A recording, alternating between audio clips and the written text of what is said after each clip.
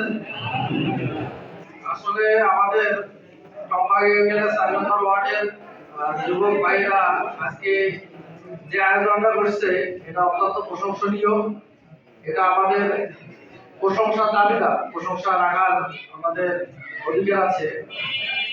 বিষয়টা হচ্ছে যে এই ইফতারটা হচ্ছে মূল বিষয় না।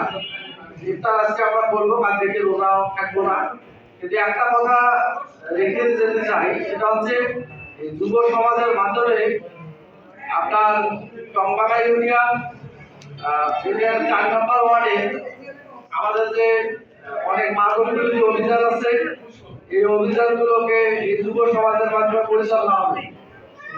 আর 4 নম্বর ওয়ার্ড, এই ওয়ার্ডের যে ছেলেরা আজকে আয়োজন করলো, এই ছেলেদের উদ্দেশ্যে আমি যেটা বলবো, আপনারা এক একটা যুবক, এক একটা ওমর, আপনারা ওমরের ভূমিকা পালন করবেন। কিভাবে? যেখানে অন্যায় সেখানে আপনাদের প্রতিহত করতে হবে, সেখানে অফিসার সেখানে আপনাদেরকে প্রতিহত করতে হবে।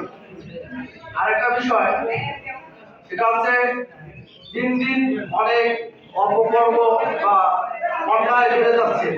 এই অন্যায়গুলোকে প্রতিহত করার একমাত্র হাতিয়ার হচ্ছে যুব সমাজ। এই যুব সমাজকে এগিয়ে আসতে হবে বিভিন্ন সামাজিক কর্মকাণ্ডের মাধ্যমে। আমরা নিজের এলাকায় দল মত নির্বিশেষে, কোনো দল নাই, কোনো মত নাই, কোনো কিছু নাই, সবকিছু নির্বিশেষে আমরা কাজ করতে রাজি আছি কিনা।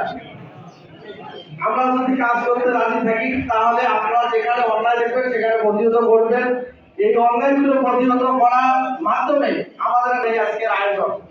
যাই হোক, আমি আমার এই 4 নম্বর ওয়ার্ডের যুবক ভাইদেরকে ধন্যবাদ জানিয়ে আমার কথা শেষ করছি। আসসালামু আলাইকুম ওয়া রাহমাতুল্লাহ।